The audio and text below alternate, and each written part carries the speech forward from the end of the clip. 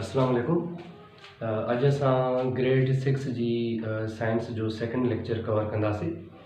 हिन लेक्चर खां पहिरियां वारे लेक्चर में असां बायोलॉजी जा कुछ बेसिक टर्म्स स्टडी कया हुआसीं ऐं उन खां अलावा सेल डिस्कवरी जो इंट्रोडक्शन पढ़ियो हुयोसीं त सेल डिस्कवर कीअं कयो हुयो।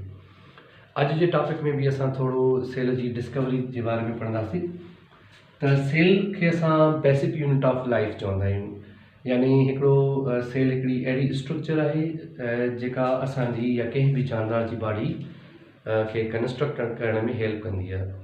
कुझु अहिड़ा जानदार आहिनि जेके हिकु सेल जा ठहियल आहिनि, कुझु अहिड़ा जानदार आहिनि जेके वरी यानी घणनि सेलनि जा ठहियल आहिनि। जीअं सिरूं मिली करे हिकिड़ी कंप्लीट बिल्डिंग ठाहींदियूं आहिनि, साॻे नमूने सां सेल्स भी मिली करे हिकिड़े मुकमल जानदार खे वजूद ॾींदा आहिनि।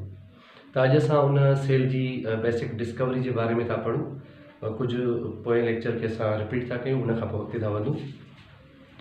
त cell basic unit of life आहे ऐं सेल जेको डिस्कवर थियो हुयो, उन सेल खे डिस्कवर करण में असांजी यानी रॉबर्ट ब्राउन हेल्प कई हुई।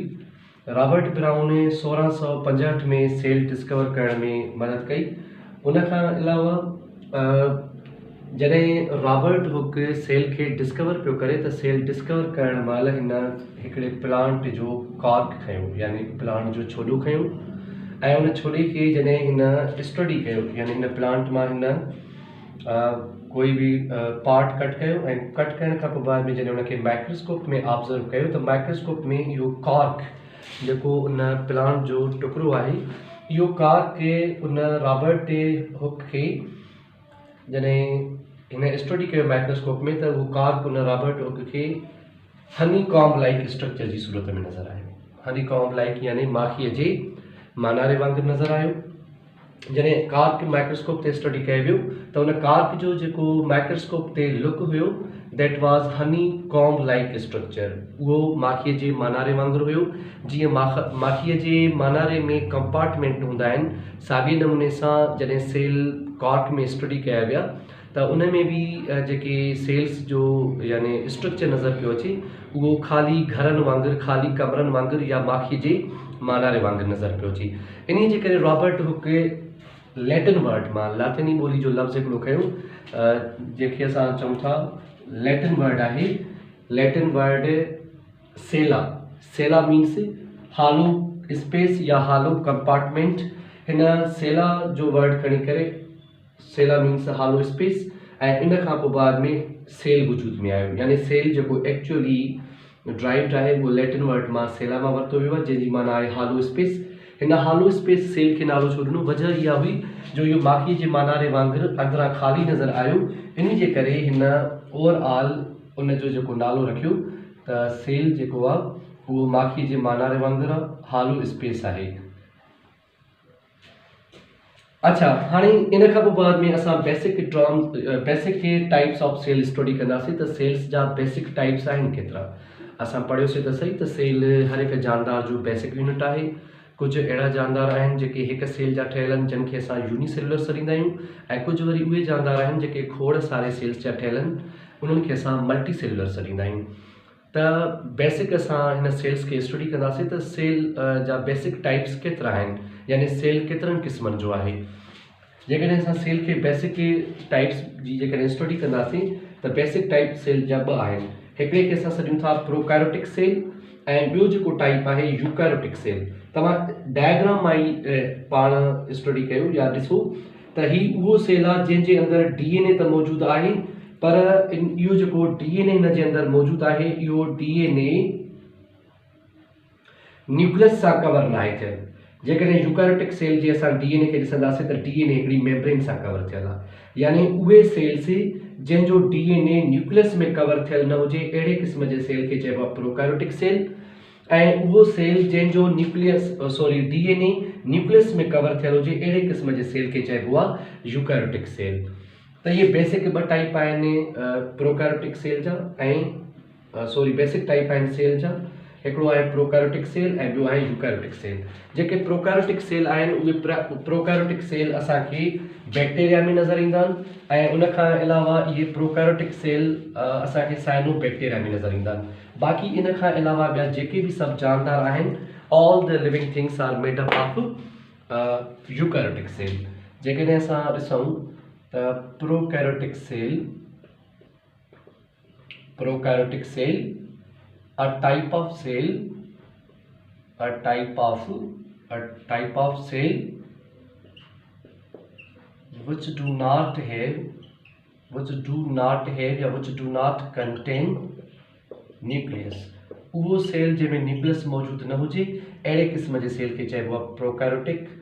ऐं ॿियो टर्म हिकिड़ो इस्तेमालु थींदो आहे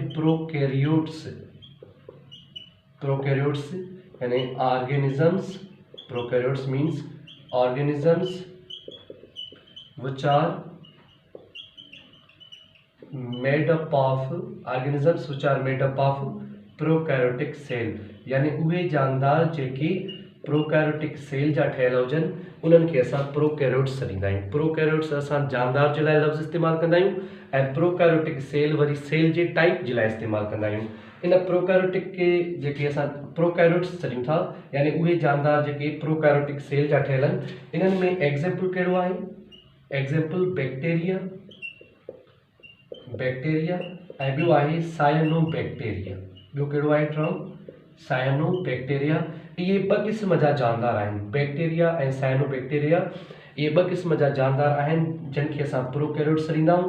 यानी बैक्टीरिया ऐं सायनोबैक्टीरिया जे सेल जे अंदरि कोई बि न्यूक्लियस मौजूदु न हूंदो आहे। उन्हनि जो DNA सिर्फ़ु साइटोप्लाज़म में डिस्पर्स थियल हूंदो आहे। यानी ही ॿ एग्ज़ाम्पल्स तव्हांखे प्रोकैरियोट्स में यादि करणा आहिनि। बाक़ी हिन जानदारनि खां अलावा यानी बैक्टीरिया ऐं साइनोबैक्टीरिया खां अलावा बाक़ी ॿिया जेके बि जानदार आहिनि जीअं फंजाई, अल्जी, एनिमल्स, प्लांट्स ऐं प्रोटोज़ोआ, इहे मुख़्तलिफ़ जेतिरा बि जानदार यानी तव्हां बायोलॉजी में पढ़ंदव, हिन ॿिनि खां अलावा उहे जेके बि जानदार आहिनि उहे सभु यूकैरियोटिक सेल जा ठहियल आहिनि ऐं असां उन्हनि खे यूकैरियोट्स सॾींदा आहियूं।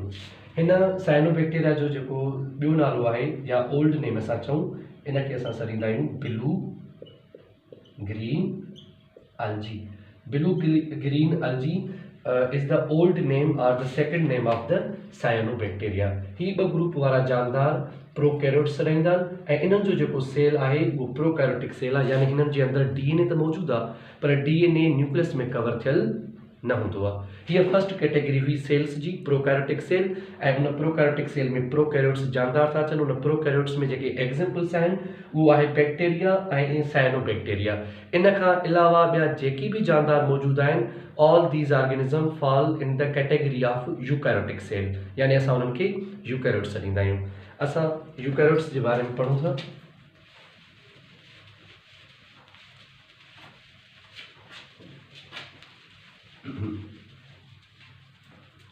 यूकैरियोट्स में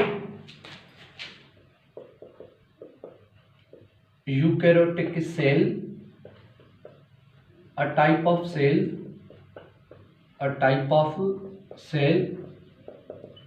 which contain nucleus।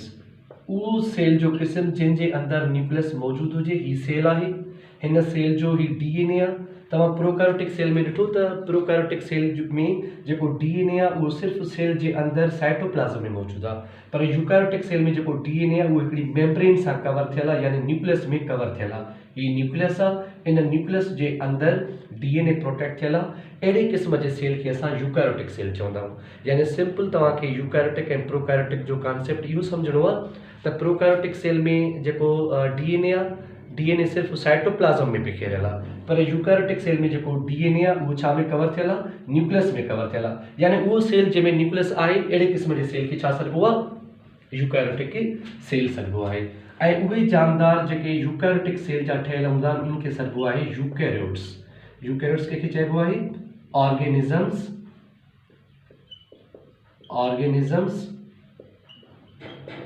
which are made up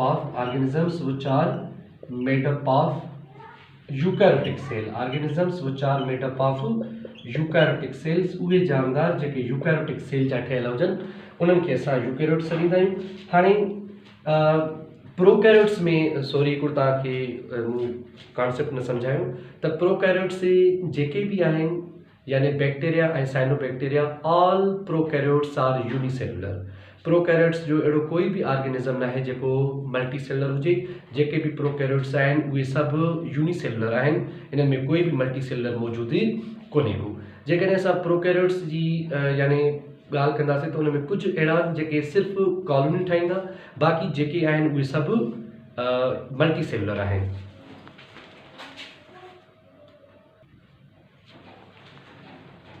त जेके भी प्रोकैरियोट्स आहिनि उहे सभु हिक सेल वारा थींदा आहिनि। इन प्रोकैरियोट्स में कोई भी अहिड़ो जानदार न आहे जेको मल्टी सेलुलर हुजे। बाक़ी प्रोकैरियोट्स में जेके बैक्टीरिया आहिनि या साइनोबैक्टीरिया उहे कॉलोनी ठाहे रहंदा, यानी पाण में खोड़ सारा सेल गॾु थी करे ऐं हिकिड़ी कॉलोनी ठाहींदा, पर कॾहिं बि उहे मल्टी सेलुलर न थींदा आहिनि। बाक़ी जेको यूकैरियोटिक सेल आहे, जंहिंखे असां यूकैरियोट्स यानी उहे जानदार जेके असां यूकैरियोट्स ॾींदा आहियूं, उन्हनि जी ओवरऑल जेका बॉडी आहे उहा यूकैरियोटिक सेल जी ठहियल आहे। यूकैरियोटिक के कुछ अहिड़ा जानदार आहिनि जेके हिक सेल वारा भी आहिनि ऐं यूकैरियोटिक वरी कुछ मल्टी सेलुलर भी हूंदा आहिनि। जेकॾहिं असां हिननि जी यूकैरियोटिक ऐं प्रोकैरियोट्स जी डिवीजन में अचूं त यूकैरियोट्स कुछ अहिड़ा आहिनि जेके हिक सेल वारा आहिनि ऐं कुछ वरी यूकैरियोट्स अहिड़ा आहिनि जेके मल्टी सेलुलर हूंदा आहिनि। यूकैरियोट्स हिकिड़ा आहिनि यूनिसेलुलर, यानी हिकिड़ा उहे आहिनि जेके हिक सेल जा ठहियल आहिनि ऐं ॿिया आहिनि multicellular eukaryotes. Multicellular eukaryotes हाणे multicellular category unicellular category में जेके भी यूकैरियोट्स अचनि था पिया, इन यूनिसेलुलर यूकैरियोट्स में आहे यूनिसेलुलर अल्जी। यूनिसेलुलर अल्जी उन खां इन यूनिसेलुलर अल्जी में क्लोरीला थो अचे, क्लोरीला। ऐं उन खां पोइ बाद में हिननि में यूनिसेलुलर यूकैरियोट्स में अमीबा आहे, अमीबा, यूग्लिना, प्लाज्मोडियम, पैरामीशियम। ही कुछ मशहूर जानदार आहिनि जेके तव्हां पहिरीं वारी क्लासिस में भी पढ़ी चुका आहियो। त पैरामीशियम, प्लाज्मोडियम, यूग्लिना, अमीबा, क्लोरीला, ये जेके भी जानदार ही आहिनि ही सभु हिक सेल वारा आहिनि ऐं इन्हनि जे अंदरि यानी न्यूक्लियस मौजूदु आहे। सभु हिक सेल वारा आहिनि ऐं इन्हनि जे अंदरि न्यूक्लियस मौजूदु आहे, यानी डीएनए उन जो न्यूक्लियस में कवर थियल आहे। पर बैक्टीरिया हिन यूनिसेलुलर यूकैरियोट्स वांगुरु हिक सेल वारा त आहिनि, पर हिन ॿिन्हिनि में डिफरेंस कहिड़ो आहे त बैक्टीरिया जे सेल जे अंदरि कोई भी न्यूक्लियस मौजूदु कोन्हे को, पर जेके यूनिसेलुलर यूकैरियोट्स आहिनि उन्हनि जे सेल जे अंदरि न्यूक्लियस आहे। इहो हिन में रुगो डिफरेंस आहे।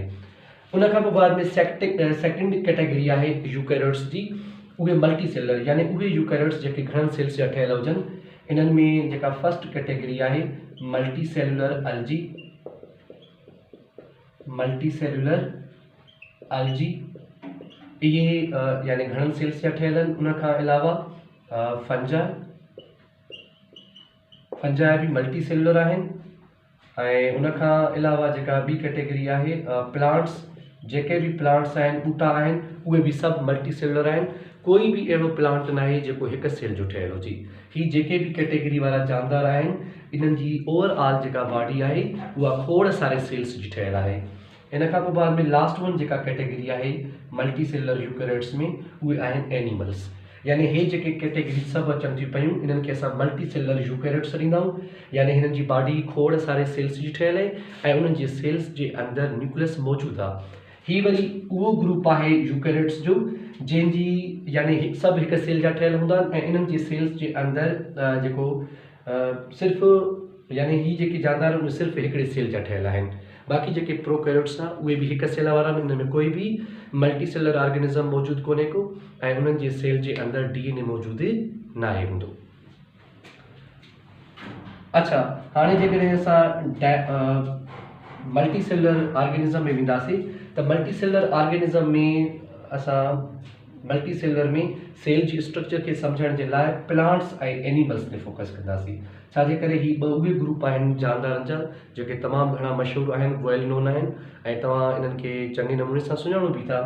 प्लांट्स ऐं एनिमल्स जी जेकॾहिं असां सेल्स खे स्टडी कंदासीं त उन में असांखे ख़बर पइजी वेंदी त यूकैरियोटिक सेल प्रोकैरियोटिक सेल खां केतिरो डिफरेंट आहे। इंशाल्लाह असां नेक्स्ट लेक्चर में प्लांट ऐं एनिमल जी सेल जी जे डिफरेंस जे बारे में पढ़ंदासीं ऐं उन खां अलावा उन सेल्स जे अंदरि जेको भी मटीरियल आहे जंहिंखे असां ऑर्गेनल्स चऊं था या साइटोप्लाज़मिक पोर्शन आहे। ओवरऑल उन सेल जी स्ट्रक्चर जे बारे में स्टडी कयो वेंदो त प्लांट ऐं एनिमल जे सेल में कहिड़ो डिफरेंस आहे। उम्मीद तव्हांखे ही लेक्चर ज़रूरु सम्झ में आयो हूंदो।